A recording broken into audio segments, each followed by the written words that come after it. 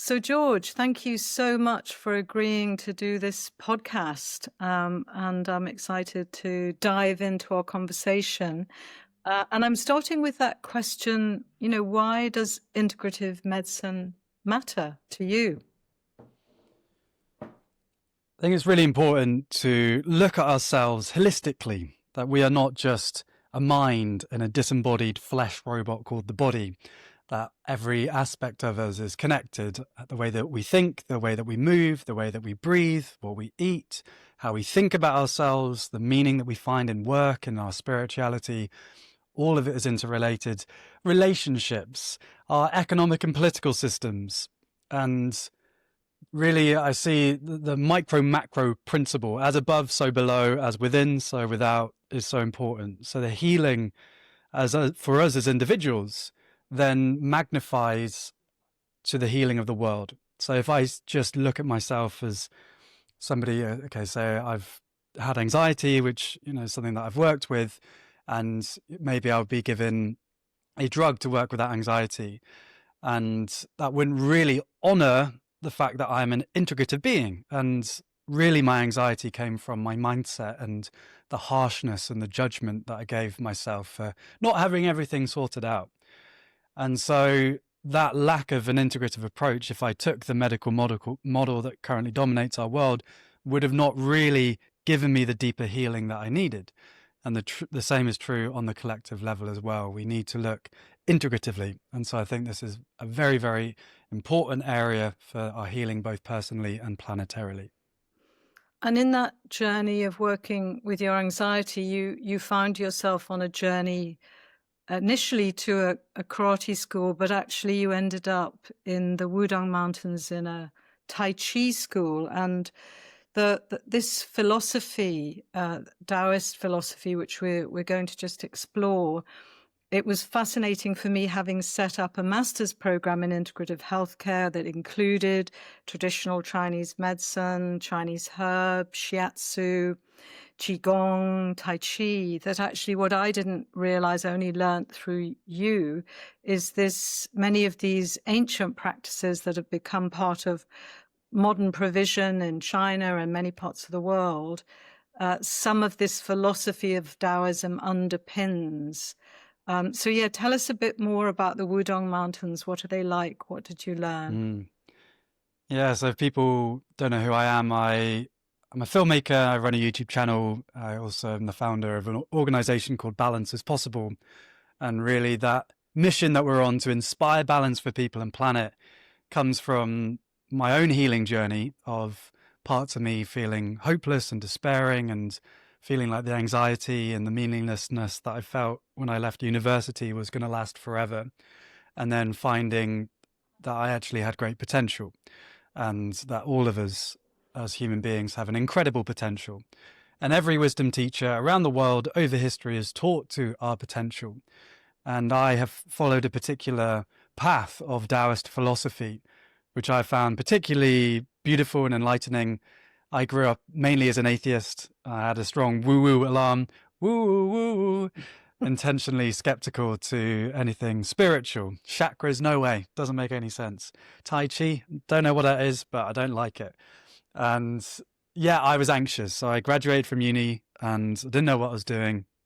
And I thought Kung Fu would make me a stronger man, whatever that means. So I tried to go to China, tried to get into a monastery, went up to one of the monks who was sweeping the floor. She's an old woman. And I say, Ni hao, Kung Fu. And she waves her hand. So I was like, I don't understand what you're saying. Try another monk who's carrying tea. Ni hao, Kung Fu. She just bats me away. Turns out it wasn't a Kung Fu monastery. It was a female-only academic Taoist monastery. And there was no way that I was even going to be able to get in the first place. So I'd just done my research very badly. But I had opened myself up to uncertainty because of that lack of research. And I had then asked the locals, can you take me to a Kung Fu school? And they took me to a Tai Chi school. Again, in my ignorance, I thought, Tai Chi, isn't this for older people? But I tried it and fell in love with it. I found meditation. I found Taoist philosophy. The Wudang Mountains is this incredible collection of temples and monasteries and Kung Fu schools and Tai Chi schools. Daoist philosophy and religion is the cultural underpinning of this incredible mountain. And there's an unbroken chain of lineage holders teaching healing arts for literally thousands of years on this mountain. And I have the privilege today of being a 16th generation Sung Fung Pai Tai Chi lineage holder, continuing to share these ancient practices. And I think I should reveal the secret at this point that, George, you are my son. And I want to share with our listeners that George always had a great love for dance as a little boy. Started doing ballet, and that didn't, go well in terms I got bullied. of Only guy in the class. Yeah, comfort zone.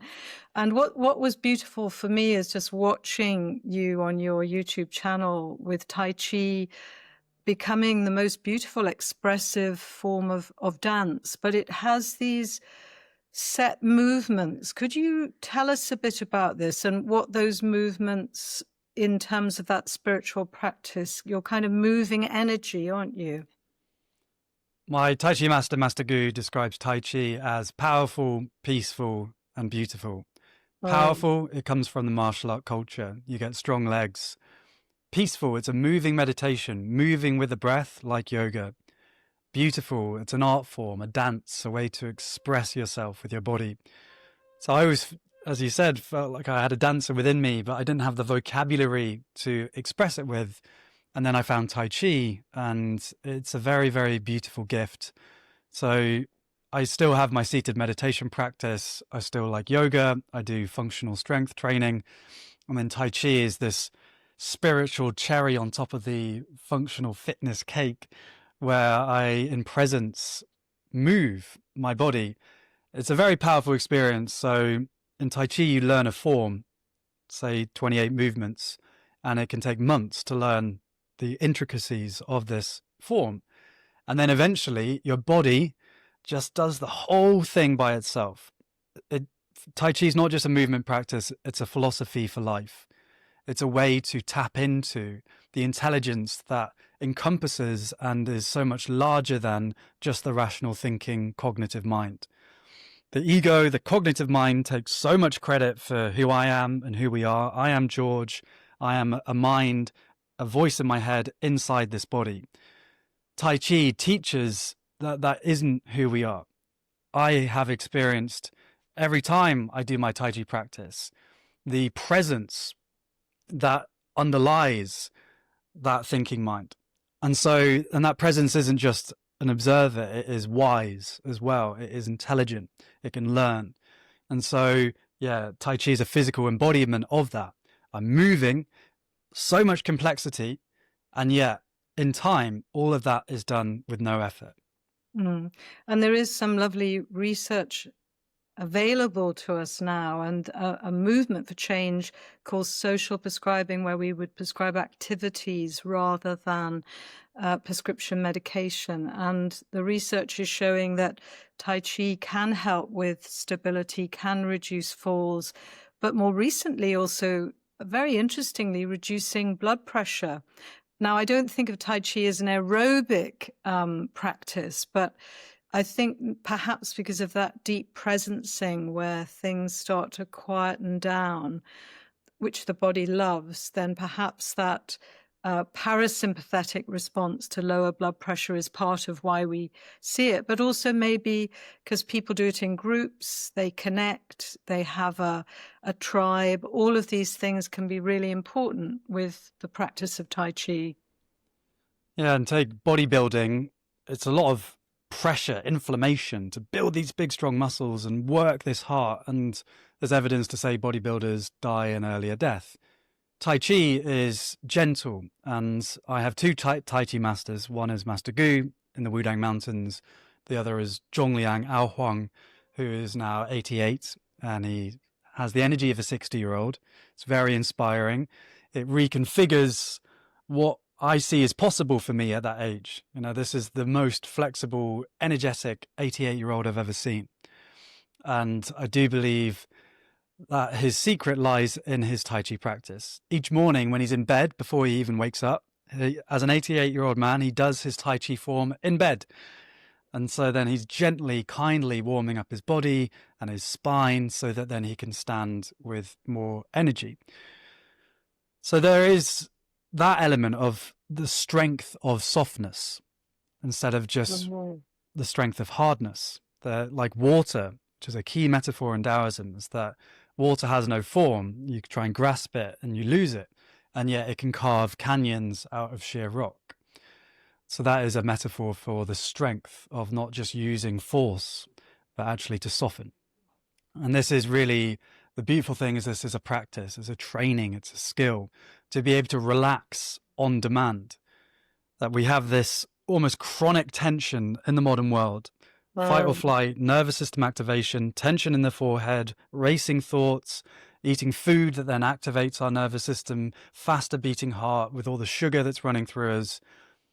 We can thankfully train ourselves to downregulate, to relax on demand. And Tai Chi is one way of doing that.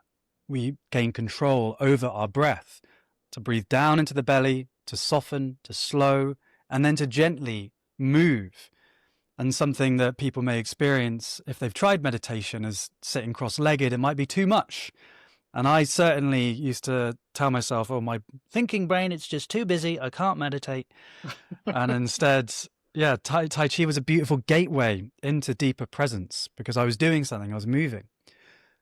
And as I was moving, I was softening, training that ability to relax. Beautiful. And could you spell Taoism for us, George? And tell us a little bit about that ancient text and the writer of it. Yeah. So people may have heard of Taoism or Daoism. Are they the same thing? Well, we just spelt it wrong in the 1950s. For example, tofu is actually doufu in Chinese. So Taoism is actually Daojia. So Dao with a D. So the Chinese language doesn't have an alphabet. It has tens of thousands of characters. And in the 1900s, we tried to Romanize the alphabet to create a phonetic writing of this language. And we spelt it T instead of D. But now with a new system called Pinyin, it is with a D. So Daoism is how the Chinese call it. So the Dao. What is the Dao? Literally translates as the way or the path. And it can refer to the ways of the cosmos, the ways of nature. Could be the same word as God or Allah, or for an atheist, the forces of nature, referring to the great mystery that we are a part of, the intelligence that underlies all form, and also everything within the universe. So that's the big Tao. But the Tao, because it's the path or the way, can also refer to something very, very small. So the Tao of Elizabeth, the Tao of George, the Tao of our beautiful viewers and listeners. So everyone has their own Tao. We are a unique manifestation of the great Tao. You know, the cliche is no two snowflakes are the same, but the reality is no two anything are the same. No two trees, no two leaves, no two humans. All of us have our own story, our own voice, our own fingerprints, our own gifts. So to understand the Tao is to gain awareness, to truly know ourselves. And with that self-awareness, we gain clarity. And with that clarity, we gain wisdom, the ability to navigate life with skill. With that wisdom, the natural consequence of that is harmony, peace, balance. So Taoism is a beautiful gift from ancient China and China today to help us understand the Tao. But really, I like to say I'm not a Daoist. I am exploring Tao without the ism. I'm understanding the way of nature. Beautiful. Beautiful. And you know, often in my life as a doctor training in medicine and then a cancer doctor in palliative and supportive care, there was always the issue of, you know, should we even include the spirit? For me, palliative medicine allowed mind, body, spirit working. And that split between mind and body, you know, has created a schism in healthcare that we're slowly knitting back together. But it strikes me as I listen that, you know, just that very beautiful simplicity of our individuality, our journey of life, but also this wisdom this practice of building awareness, insight, and wisdom seems to me to be an essential part of navigating an illness, if you have it, or navigating life in general as our bodies deteriorate a little. So, yeah, I do love that word, wisdom. Could you tell us a bit about Lao Tzu? Yeah, so Lao Tzu was supposed to be alive in 500 BC. He was a librarian in a king's court. And this time of China, it was known as the Warring States period, where many kings and princes were fighting to become the emperor of China. It was a time of turmoil for hundreds of years. Lao Tzu developed a lot of wisdom as the librarian of the king's court, but not just intellectual knowledge, but deep spiritual wisdom. One day, according to the story, he decided to let it all go and jumped on a buffalo and decided to leave the Chinese Empire to live a life as a hermit and a recluse. On the border of the Chinese Empire, there was a border guard called Li'er, Yinxi, who recognized Lao Tzu and said, "You can't just leave with all of this wisdom that you developed for all of these many years. Please, can you give us something to remember your wisdom by?" Lao Tzu stayed a night in this border town on the edge of the empire, and he was in his own cabin, in his own room, and was reflecting on this request, like, what could I possibly leave to be remembered by? I mean, I have been exploring the Tao for all these years, but how could I capture the Tao in words? It is beyond words. But in some ways, yeah, I have developed a lot of knowledge and wisdom, and I would love to be able to share some of it. So that night, he got out his quill, his pen, and dipped it in ink, took a breath all the way down to his belly, his dantian, all the way down to his heels. And then, in that moment, started his first line. The Tao that can be named is not the eternal Tao. And that is the opening line of the Tao Te Ching, the foundational text of Taoism. In that night, as the story goes, he completed the whole book, 81 chapters, each chapter only a few lines long. And this book has become the foundational text of Taoism as a philosophy and as a religion. Some people say that it has the densest wisdom density of any of the great texts of religions and spiritualities because it is so short. It is a collection of paradoxical poems that are meant to speak to the reality that is beyond what just the rational thinking mind can grasp. For me, it's been my waking up book, waking up to my interconnection with the universe and my potential. And do you have a favorite aphorism that you might like to share with our listeners? Chapter 1 is a great place to start. So, the Tao that can be named is not the eternal Tao. The name that can be named is not the eternal name. The Tao is both named and nameless. Named, it is the mother of all the myriad things of the world. Nameless, it is the origin of all. With desire, we can see the manifestations of the world, but it is only desireless that we can see the mystery. And to see the mystery is the doorway to the deepest understanding. Beautiful. And I'm reminded of, dark matter, that actually 90%, 95, 98, I'm not sure, but the universe is very poorly understood because it's got all this dark matter that we've no idea what it is. But I think that one of the ways, certainly in my journey in cancer medicine, palliative end-of-life care, working with uncertainty is the path of wisdom that I have used with my patients over many years, great sadness as I would lose some of them too early in their life, and looking in integrative medicine about how we can resource people in so many ways now with lifestyle, exercise, nutrition, mind, body, mistletoe, you name it. But for me, it is still underpinned by uncertainty and moving moving, I guess, into the flow away from our stuck states, our stuck view of ourselves. And I know that you've been working with this with your filmmaking and nature connection. So I wanted you to talk to us a little bit about your beautiful film from the Cairngorms and how you manifest that discussion in the wild, in the wilderness. Yeah. And starting on uncertainty, every wisdom tradition has gifts to share with the world. Jesus is infinitely forgiving, compassion, and love. It's very powerful in his desire for justice.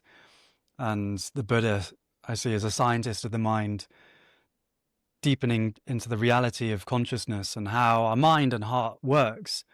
I think one of the great gifts that Taoism gives to the wisdom of the world is the embrace of uncertainty and to trust the flow of life and to enjoy the ride. A state of being called Wu Wei, Wu being non, Wei being action, so non-action, but could be translated as spontaneous, effortless action. A state of being where we are in presence and allow ourselves to flow as the moment unfolds, instead of having to just rely on the thinking mind, which wants to break everything down into certainty. Okay, I know what this is, I know who I am, I know what my next step is. Our consciousness wants to keep us alive. That is, the fundamental role of consciousness. Life wants to live.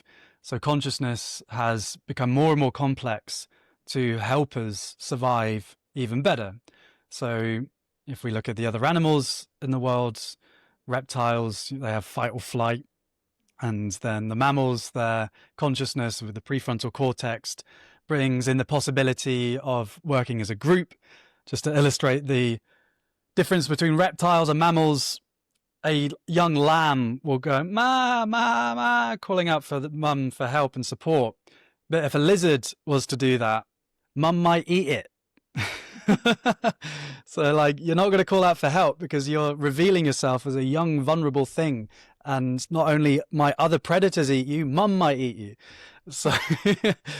So then we, as these highly complex social beings, thoughts and feelings evolved from our consciousness, which previously was sensation and emotion arising in our awareness to help us navigate our lives and to live.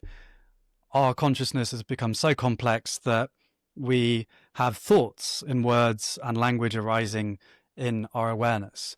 That helps us navigate life even more skillfully. Lying in uncertainty is the potential of danger, which is why consciousness wants to minimize uncertainty. It wants to control everything. I'm hurting right now and I'm anxious, but if I beat myself up for not being good enough, at least I know who I am. What is unfamiliar is unsafe.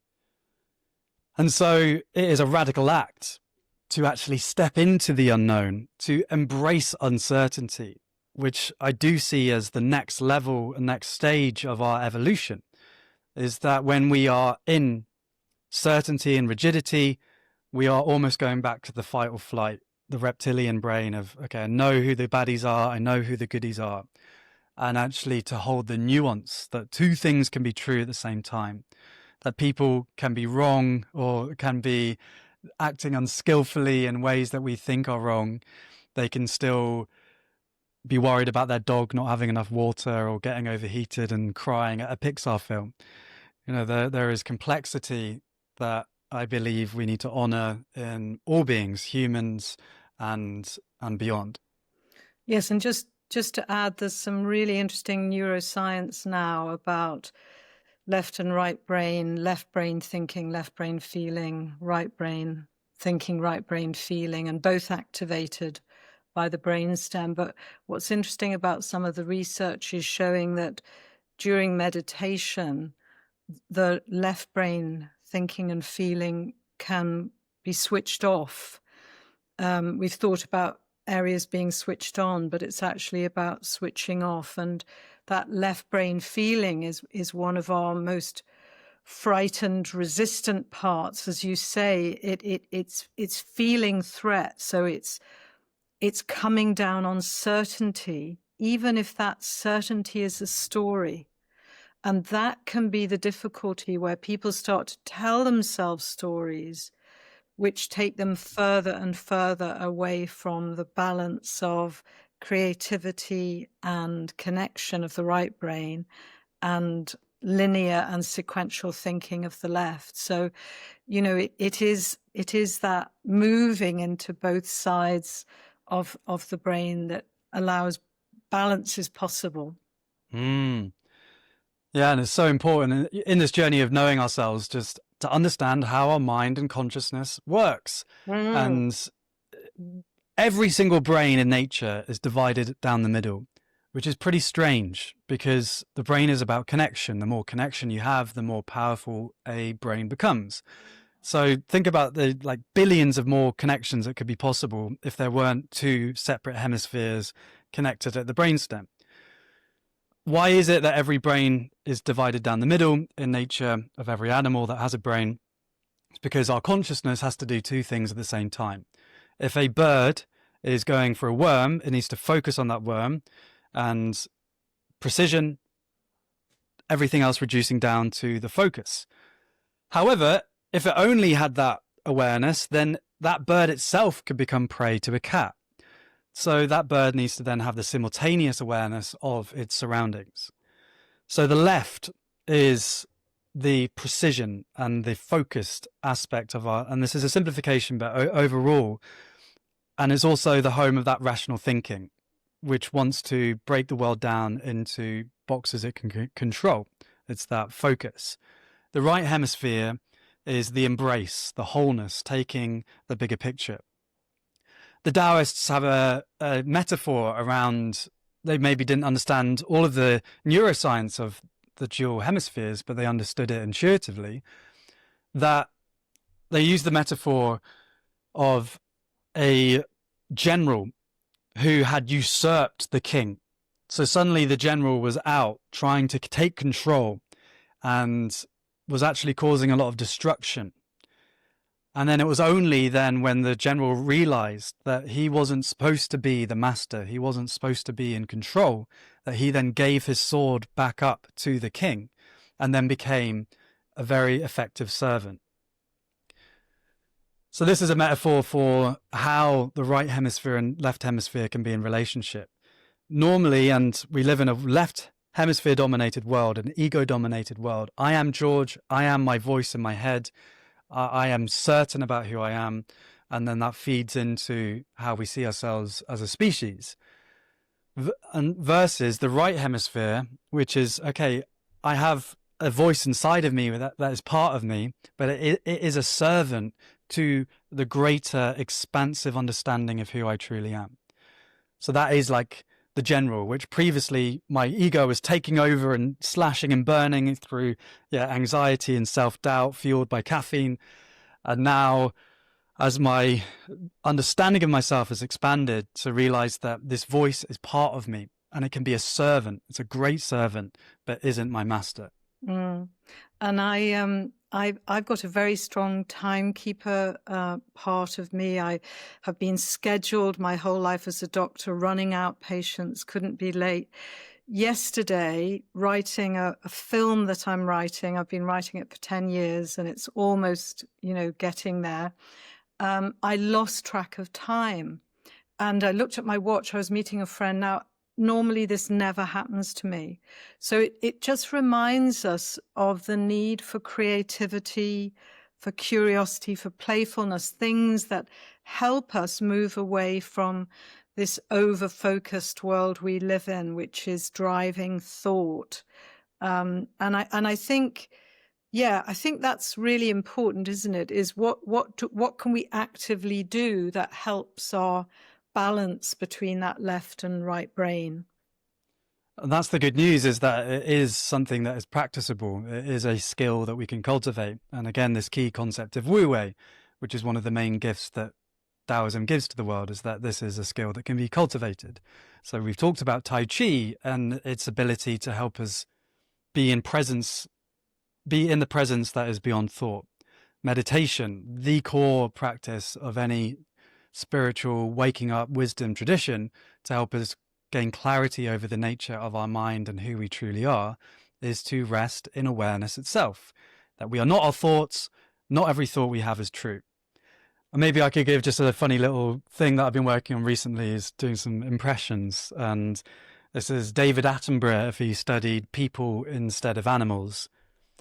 Here we observe the most peculiar of rituals, a group meditation. The human beings sit in stillness, but do not let the stillness deceive you. On the inside, the human mind can be louder than an elephant in mating season. Why these human beings do this practice is to gain perspective. You may be surprised to learn that many humans do not realize that they are not their thoughts, and not every thought they have needs to be true. To truly understand this is to gain a quality of presence known as enlightenment. But for this young boy, he's fantasizing about his high school French teacher. He has a long way to go. Wonderful, George. And we must all also give links in the show notes to your film, because what I loved is Underminer Valley, this idea that we can have recurrent kind of perseverate thoughts about that can undermine us. In fact, I was at a conference recently and I saw someone get up on the stage and I could almost see like a thought bubble. I can't do this. I can't speak. And I was willing her on, you know. But what I loved in your film was just the perspective, you know, going up onto the top of the mountain, looking down on Underminer Valley. And that's helped me enormously, you know, to kind of get out of oneself, you know, very practically. So sometimes we can journey, we can walk, we can get perspective in many ways. Yeah, and perspective is the key word. Spaciousness, another key word.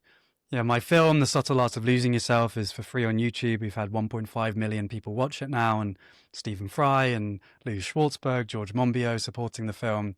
And it's really an adventure into the nature of consciousness.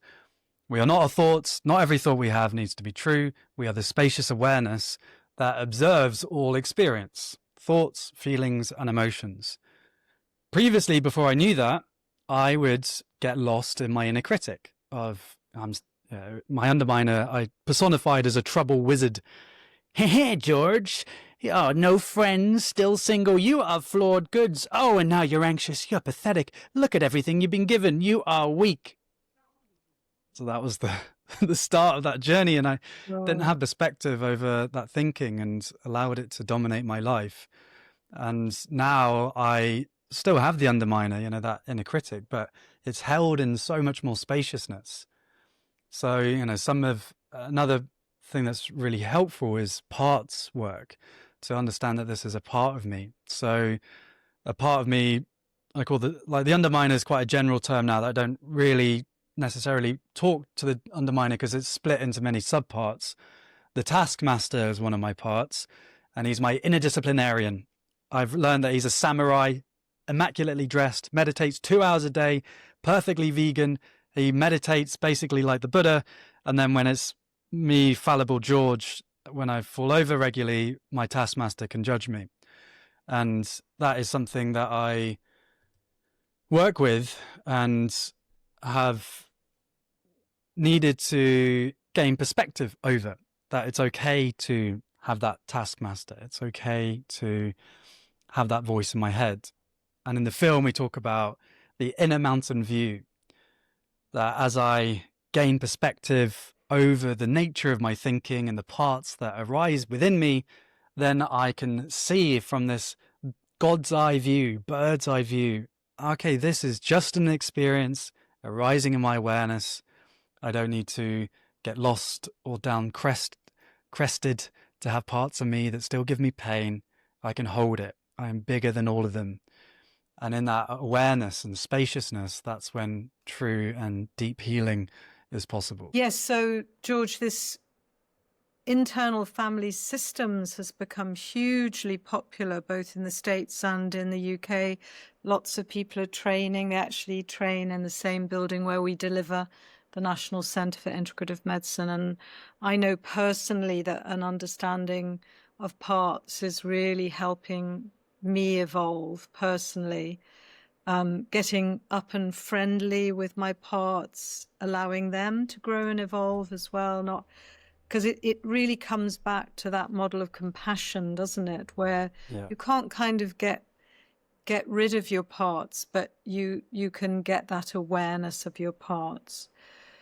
So we're nearly finishing our conversation, and I just wondered what else you might like to share. Do you want to share about your travels, your comedy improvisation? I mean, that's another great way to activate playfulness and also uncertainty. Yeah, so my mission statement is to inspire balance for people and planet. And for thousands of years, we've had so much wisdom around the nature of reality and our potential for peace. And yet, as we all know, we have ignorance and greed and destructive people and systems dominating our world. So I want to contribute my bit to changing that and to contribute to balance. And an important part for me is fun and funny, and to make these ideas radically accessible. And yeah, I'm going to do a month, 5 weeks of improv comedy training in Chicago. And what I love about improv as a general principle is to not edit ourselves. So all of us, we have unique gifts, like I was sharing about the snowflakes, and we get in our own way. We have parts of us that get in our own way, where we limit our own creative potential. And what I would really wish for all of our dear viewers and listeners, and wish for myself and wish for all beings, that we can really love our uniqueness. It's a beautiful remedy for envy. So instead of comparing ourselves against other people and how they're doing, it's just truly drop in to recognize and celebrate our uniqueness. Improv comedy is a great way to do that, because regularly you will be in a situation and you're not trying to be funny. You don't need to be funny, but say me and you, we are hairdressers, and that's the start of the scene. And then you might have an idea that you think is good, but then there'll be another voice saying, oh, that's not very funny. It's not good enough. And the idea with improv comedy is just to like notice that voice and keep coming back, keep coming back, keep coming back, and to express yourself and myself and ourselves without editing. And for me, that's then a deeper, more expansive philosophy of compassion to the life that's here, the uniqueness that's here, and to grow from a sense of wholeness. So, and then that life becomes fun. Like any great spiritual teacher, they've got a great sense of humor. If you want to laugh, type in Desmond Tutu laughing on YouTube. It's hysterical. A great way to feel good about yourself in the morning. So yeah, there's a very important aspect to our healing, is to, if we can laugh in our own face, we can laugh in the face of anything. And we're coming to the end of our conversation, George. Thank you so much. But it's, talking about spiritual and wisdom traditions, talking about Taoism, talking about some of that physical practice of Tai Chi. These are all approaches that we use in the integrative medicine model. We've got this incredible diverse model. And of course, laughter therapy is another approach. And again, it is about shaking off a lot of these kind of ways that we've been controlled and contained. And it's important in society, particularly as a huge group of mammals as we are now. Hairless monkeys, what did you call it? Yeah, David Attenborough sketch. Human beings have a peculiar trait, taking themselves extremely seriously. Rushing around in a great panic fueled by caffeine and self-doubt, they rarely zoom out to consider that they are bold monkeys hurtling through the universe on a flying rock. They see life as work, when really it's more like play, like a song to be enjoyed, much like Eminem's Lose Yourself, which I must confess, slaps. So cheer up, put a smile on your face, enjoy the sun or the rain, and remember, you're not behind, you are alive. And that is quite enough. Well, I think that is a wonderful place to finish. And we're all on a journey to experience ourselves as enough. for our viewers and listeners, as well as giving links to your beautiful films, we'll also give a link to your short 10-hour discovery course in breathwork. We haven't even spoken about that, but it's such an important part of daily life with meditation, breath, movement, and these are the ways that we can rest ourselves, stay well. So thank you, and good luck with your travels. Thank you. And yeah, celebrating you and that National Centre for Integrative Medicine, I think is a really important mission that you're on. And yeah, really invite viewers and listeners to check out more of the work, the diploma and the community offerings. It's been important in my life. And then more about what I offer. I do retreats every 6 months, winter in London, summer in Wales. It's called Awaken Your Potential. And it's a time to come together in community with an intention to transform. It's been a very powerful experience for a lot of people, and I would really love our dear viewers and listeners to come experience some of my work. Yeah, and that beautiful mix of meditation, breath, laughter, humor, good food, nature connection. So yeah, great. Thank you so much, George.